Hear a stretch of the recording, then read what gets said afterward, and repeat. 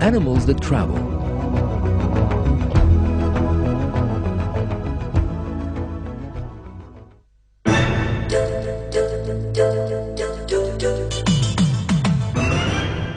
Several kinds of animals live in the world.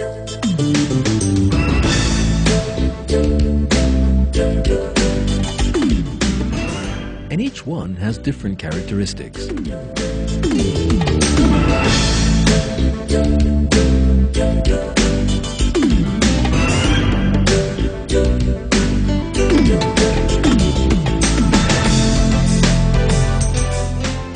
Some animals travel from one end of the earth to the other.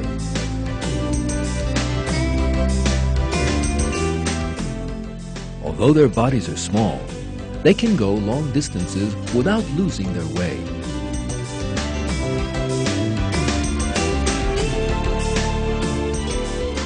Let's look at one of these creatures, the monarch butterfly.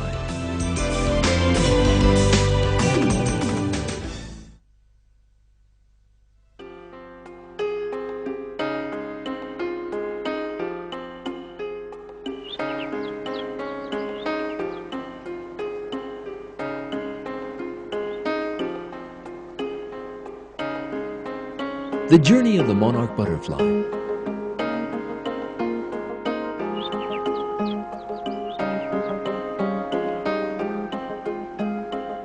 The monarch butterfly lives in southern Canada.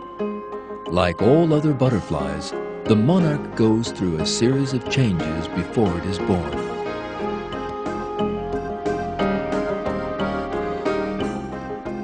First, the mother monarch deposits her eggs on the surface of a leaf.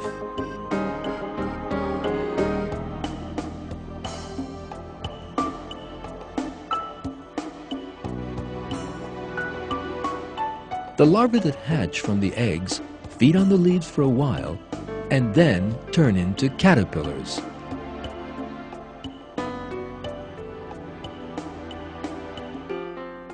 Then they make an enclosed nest for themselves called a cocoon. The monarch's cocoon is connected to the branch of a tree with a thin but strong attachment.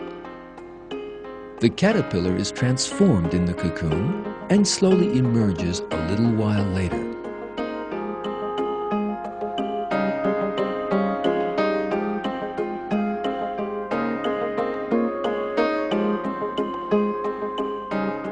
At first, its wings are deflated, but they fill out as blood is pumped into them. Now the monarch is ready to fly.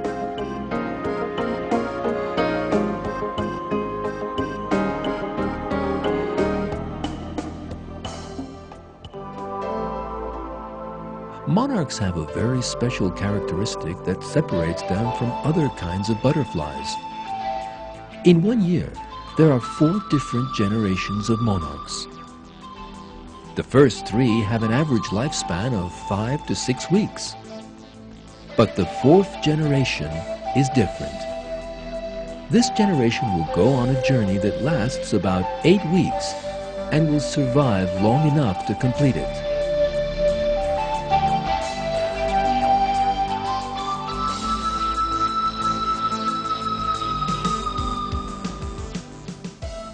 The journey begins from various monarch centers in southern Canada and moves to the south.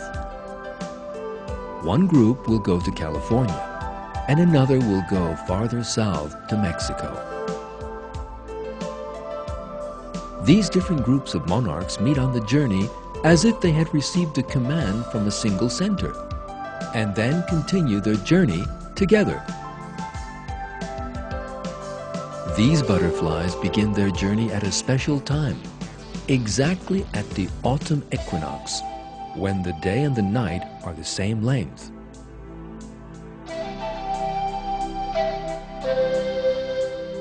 After flying for 2 months, they arrive at the warm forests of the south.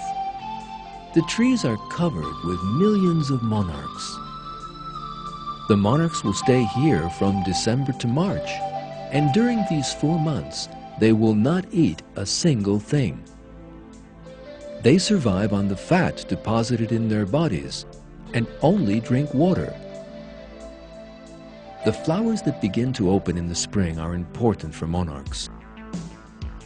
Now, after waiting 4 months, they treat themselves to a feast of nectar. Now they have stored enough energy for their return trip to North America. In March, before setting off, they mate. Exactly at the time when the day and the night are the same length, the colony starts to fly north. They complete their journey and give birth to the generation that will ensure the continuation of their species.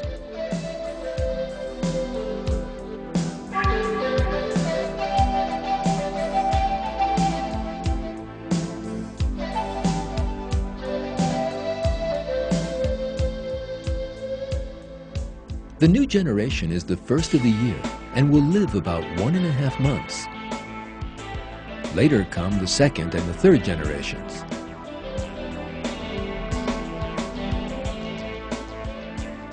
When the fourth generation comes, it starts the journey all over again.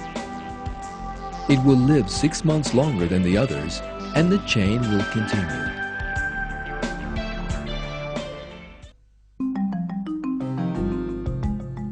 Now, let's think for a moment about this wonderful journey. How is it that 1 in every 4 generations is born to survive 6 months longer than the others? Why does this long-lived generation always come along in the winter months? How is it that the butterflies begin their journey or migration at exactly the time when the day and night are the same length? And how do they manage to make this fine calculation? How does the newly born generation of monarchs know the way on a journey it has never made before? All this shows that monarchs have been created according to a flawless plan for their migration, and they conform to every detail of that plan. If there were least error in the plan, the monarchs would not be able to complete their migration. In that case, all the butterflies would die in the cold of winter, and the generations of monarchs would come to an end. These creatures have definitely been specially created and taught to complete this extraordinary journey that they undertake every year. The author of this marvelous creation is Almighty God, the Lord of heaven and earth, the Creator and Judge of all existing things.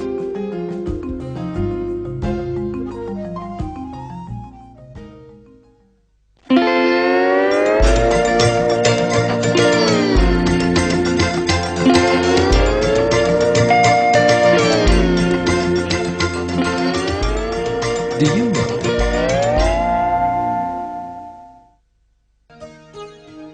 Weaver birds.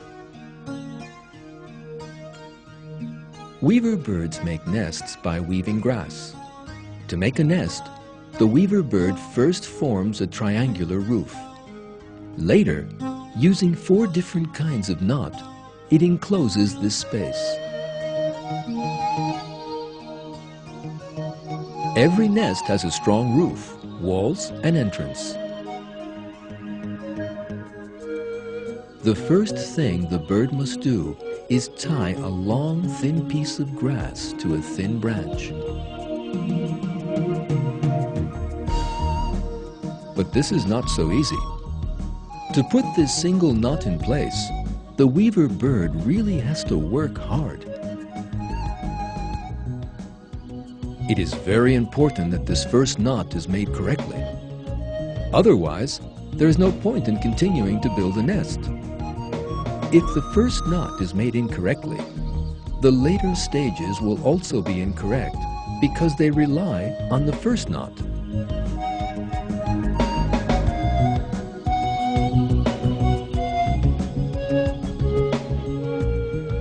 The knots multiply and a circle is formed.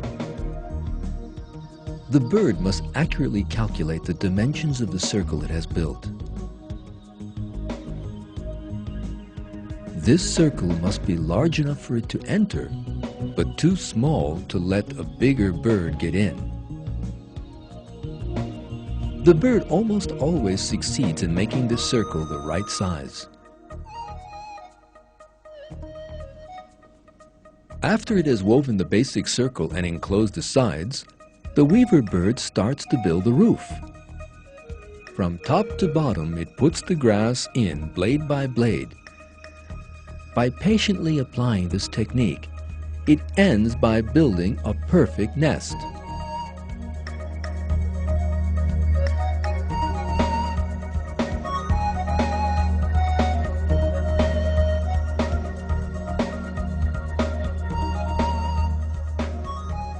When we look at the trees weaver birds live in, we see that there's not just one home here, but a giant city composed of hundreds of homes.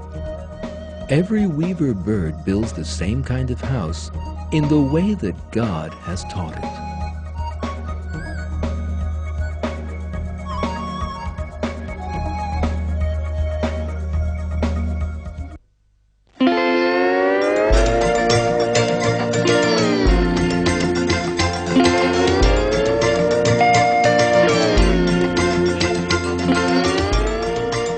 Salmon migration.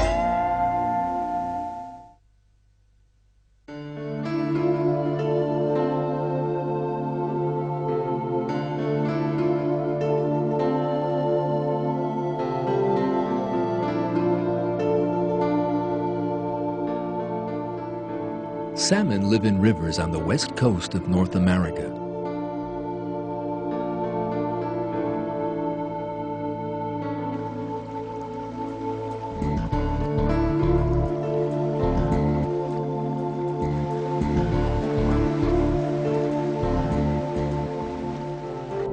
The mother salmon lays her eggs in a shallow place in a river.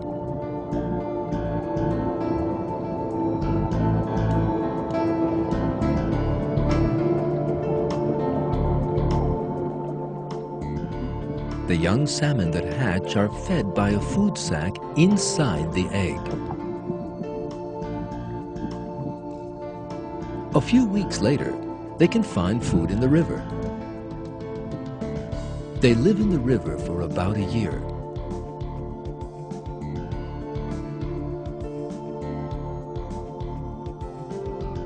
Salmon are created with the ability to live in both fresh and salt water. The purpose of this is hidden in the wonderful journey the fish will make. One spring day, thousands of salmon began to migrate along the river.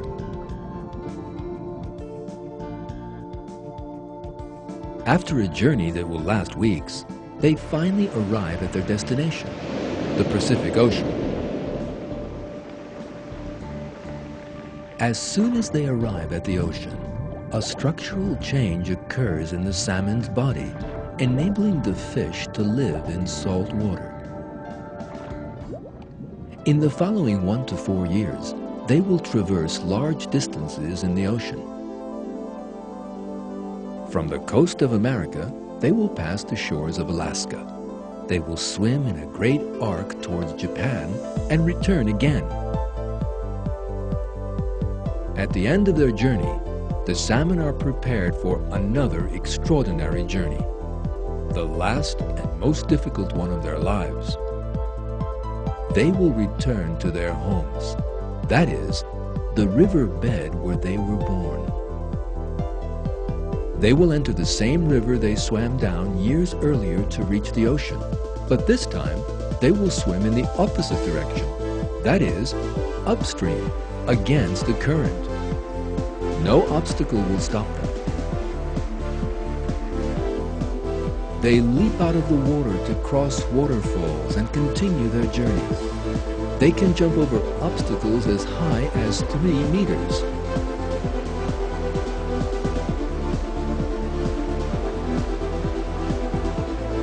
Sometimes they persist in making journeys as long as 3,200 kilometers. During this whole period, they eat nothing, using the energy they stored while they were in the ocean. And finally, without getting lost, they reach the riverbed where they were born years before and lay their eggs there.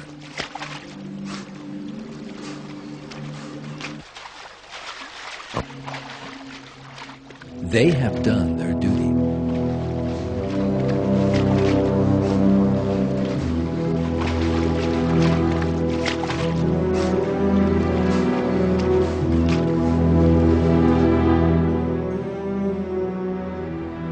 The salmon migration is one of the most amazing journeys in nature. After spending years in the ocean, how do thousands of salmon find the river where they were born?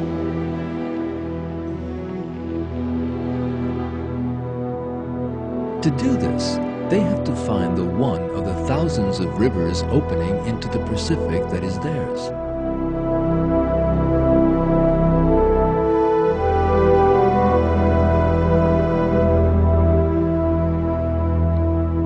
Then they have to swim along this river without getting lost and make the right decision at every fork of the many along the river's course.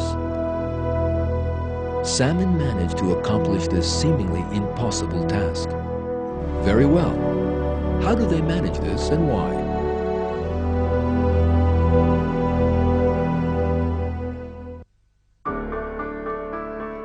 Scientific research has shown that salmon have a specially created sensory system that allows them to complete their journey. In order to find their direction in the ocean, they have been created with natural compasses that can sense the Earth's magnetic field. Thanks to this, they can find their direction in the waters of the Pacific Ocean without getting lost.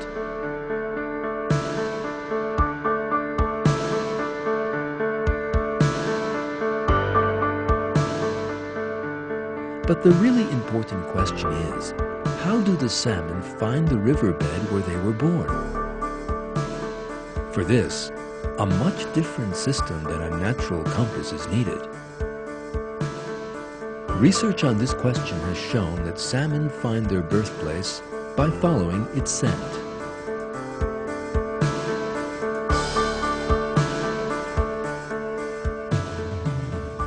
We never imagine that rivers have their own scent, but in reality, every river in the world has its own chemical composition. The differences between these chemical compositions are generally so slight that they cannot be detected by any creature, except salmon.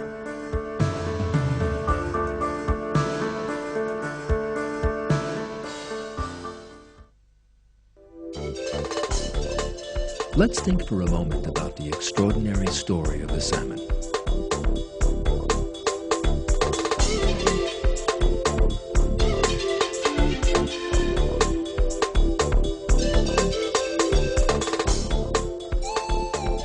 You will notice that every stage of the salmon's journey has been carefully calculated.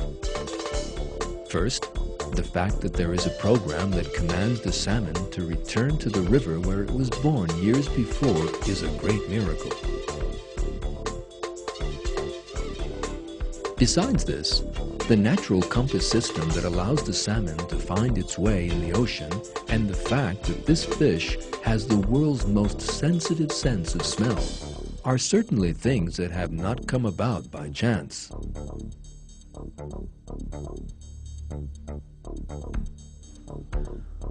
All these things show that the salmon is a creature specially created for the migration set out for it. The one who has created the salmon with these extraordinary characteristics is the God, the creator of all living things and the Lord of all the worlds. In the Quran, God says that we will be able to see His creative art in all living things.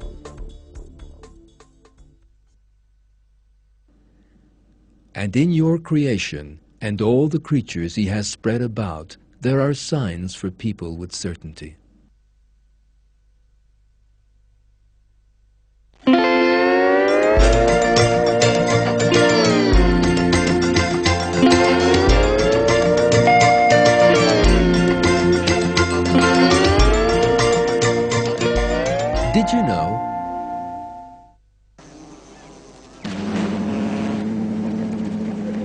butter bee?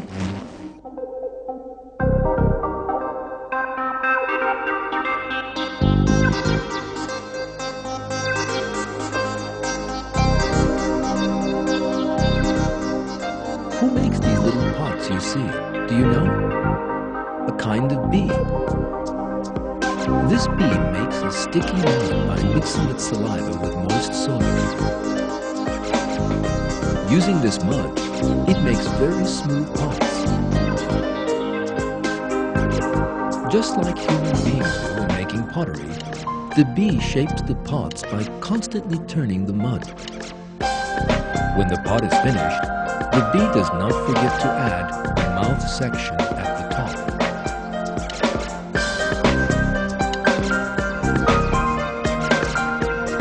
When the pot is finished, the bee moves the rear part of its body to the mouth section and lays an egg inside it.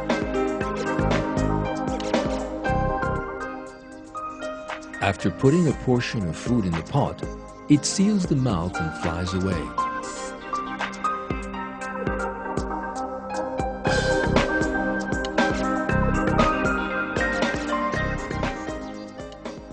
The larvae that hatch from the eggs break the pot a while later and emerge by themselves into their new life.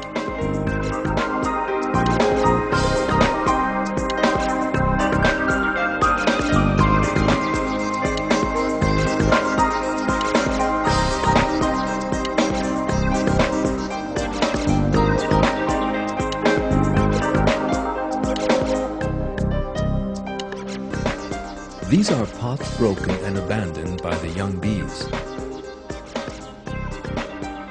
The young bees emerge and, with no training at all, begin to make perfect pots like their mothers did. It is God who teaches them this wonderful artistry.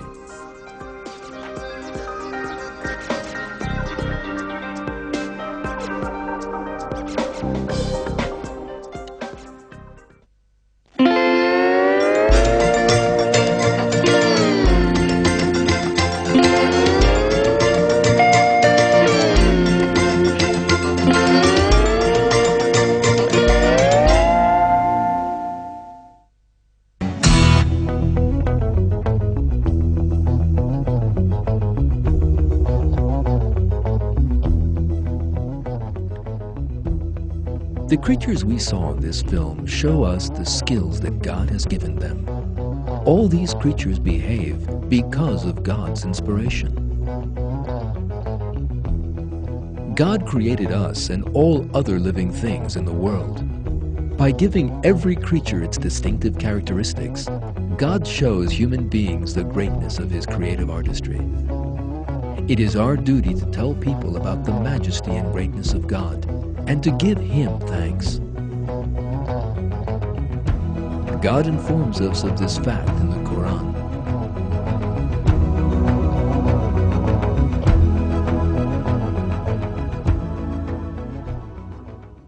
All praise belongs to God, the Lord of the heavens and the Lord of the earth, Lord of all the worlds.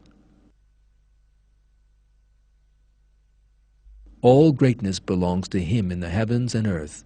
He is the Almighty, the All-Wise.